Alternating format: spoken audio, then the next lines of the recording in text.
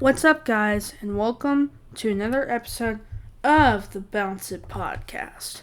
Today, again, I'm unfortunately not able to be in touch with Gregory, but we're gonna roll it as a one-man show. Sometimes you gotta do it that way. So, today, we're gonna open up with a summary of Game 3. Obviously, Warriors win. I think it was 107-97 or something like that. I was actually really surprised that the Warriors were able to pull this one out because I'll leave his link in the description. You can check out Draymond Green's show, his podcast. He's like, I didn't even think we were going to be able to pull that out. Obviously, he had the confidence, but I think also, and some things I'm going to get into the show today, which I'll bring up the topics in a second. I think that a lot of what they do is run and gun, shoot the ball, shoot threes. They pass a lot. They don't dribble a lot. They just set a lot of off-ball screens, which really helps create space. So they're not really a dribble at the clock, slow it down team. They're a run and gun, off-ball screen type of team, which only a couple in premium success have done that successfully. So, because sometimes if you're not good at that type of style, you could get a lot of turnovers and you can fumble the ball around a lot and different things. But anyways, we're gonna start, and as I said, I think Warriors win 107-97. And yeah, I mean it was pretty close most of the game. Around halftime, I think that it was tied at halftime, so it was really close through halftime, and going into that third quarter, you know that the Warriors, now, obviously, I didn't get to see the fourth quarter, but I did see most of the third quarter, and that's where the Warriors kind of broke out, as usual. They blast the third quarters open to get the doors open so they can close it in the fourth, and that's what they did. So, I think that Jason might need to play a little bit better. He played not as well as he usually did, as well as he usually does. Boston did get in some foul trouble. They didn't play Jaylen Brown. Jaylen Brown played really well. He didn't play that much in the fourth quarter, but he played really well. He got a lot of and-ones. He got a lot of buckets here and there. So he was a really good contributor to keep them in the game. Something I do want to talk about, though. And I've said this all final series on any of my basketball podcasts, which this is the main one. Klay needs to step it up. Now, obviously, he can make clutch shots when they really need him to. But in general, that's not something he's been doing. So, that's why I'm saying that he just needs... Now, he can make clutch baskets if you really need him to, but Boston has claimed him up like he's a 7th grader to a senior in college. He can make baskets every so often, but it's not, consistently like he usually does. So, I just think he really needs to pick that up because they need all the help they can get. Because Boston, in general, is a really good team. So, the Warriors are obviously really good, and that's where they're in the finals. But also, they need all their help they can get because both of the teams are really good, and both of them have great talent, but one of them has to be the X factor. And I think Klay Thompson obviously should play a little bit better. In my last episode of the Bounce It podcast, I was talking about Draymond was the key to success. Sorry, that's a video on my YouTube. So, I'll also leave that in the description. After you go watch that video, go watch that video, go watch that video where I explain why I think Draymond Green is the key to the Warriors' success if they win this championship. Anyways, Draymond, in a quick read summary, he's a really tough, physical guy that can get under players' skin. He's kind of like a taller Patrick Beverly. He's a really good ball player. He can get under people's skin really well, get in their mind. So he's really good at just throwing them off. So I think he's a great player for them, and you can go check out why I think Draymond Green is the key to success if the Warriors win the championship down in the description. Next, so obviously I'm starting this up in the fall when the next season starts. I'm starting my Hornets Hub podcast, so you can check that out, but that's besides the point. That's a conversation for another day. Anyways, Kenny Atkinson is a candidate for the Hornets job. So they can really use him because he is a youth type of guy where he can develop players, which is really good for our stage of our roster right now. We don't really have that many veterans, and so I think that he can kind of build them up and progress them really well. In my opinion, I would rather have them than Mike D'Antoni, but that's just me.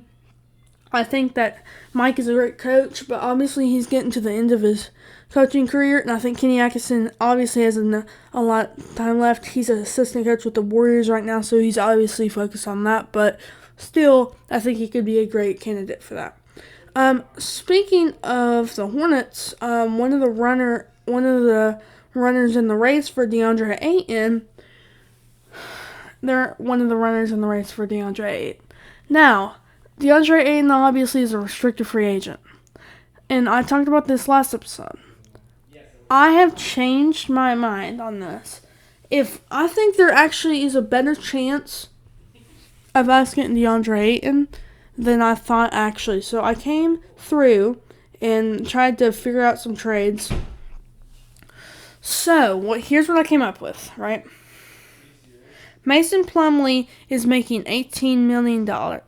If I'm correct on this, I might have read this wrong, but I think it was $18 million over 2 years. And the qualifying offer for DeAndre Ayton, I think, is $18 million. So, here's what can happen.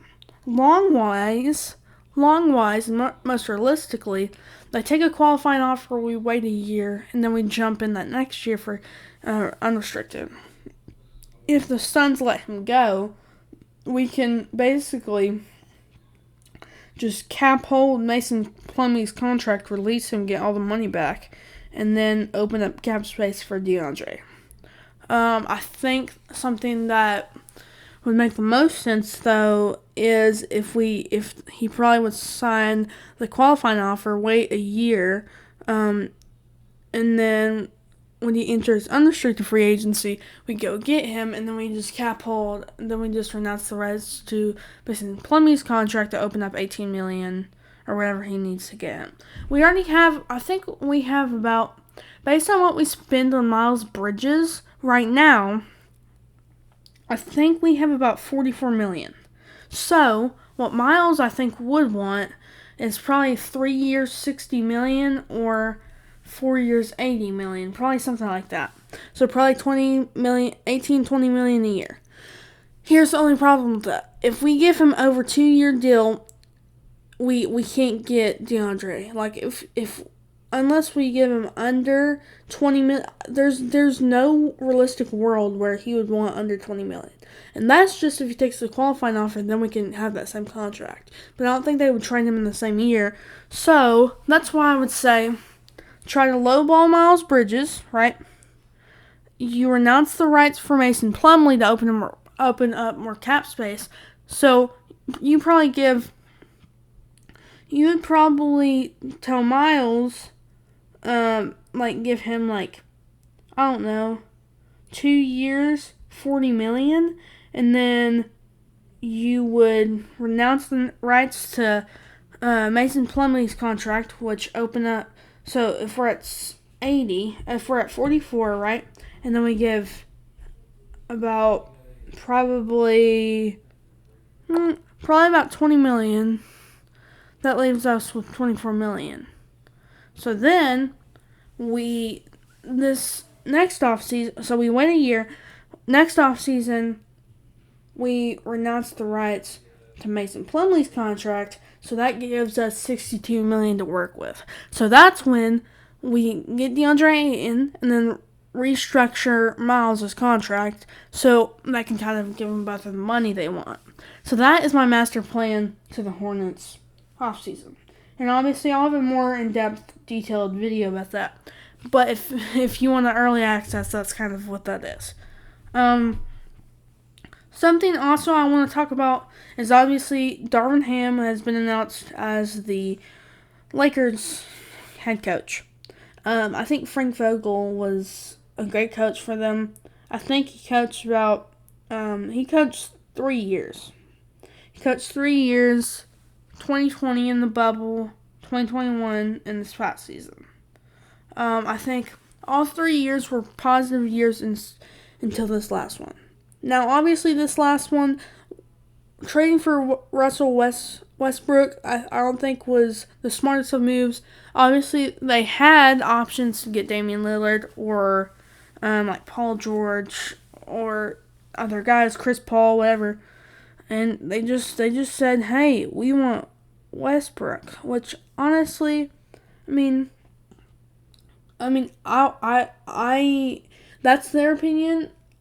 You roll with it, but I think honestly you should have just took Damian Lillard, because at this point, as of right now, they didn't even have a second superstar. But now you have a chance where Dame might stay in Portland because they have a pretty good shot to get DeAndre Ayton. So they're kind of on a cliffhanger. Many things can go many ways. I don't know where he would go, but that kind of, if DeAndre Ayton goes to Portland, I think that Dame will close the doors on this leaving, and he'll lock up a new contract and try to win some more games.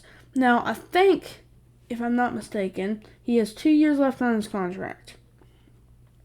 So, if they sign DeAndre this offseason, he would probably play on his contract and sign a fresh one. And just say, I'm not opening up to any other teams unless you blow me away. That's what I would do. If you get DeAndre Ayton, you have a dynamic duo. You had CJ McCollum and you, but now you have a pick and roll guy that can create a lot of space on your pick and roll, so you can have a better lane to get to the basket, or toss up a lob to him, because obviously he has the jumping ability to do it. What I would say is, unless you blow me away, I would just lock the doors and sign a new contract.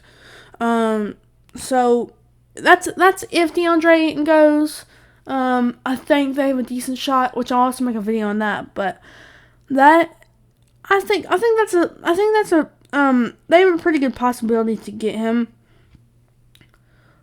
And it's definitely possible. It's just if they give him enough money, because that's kind of what the NBA is now. It's not just how good you are, how good the team is. It's kind of just what you get paid, because it's a business now. So, but anyways, that is my take on all the topics today. Thank you for listening to the Bounce It Podcast. I'm your host, Kaz Clay, and we will see you in the next one. Peace.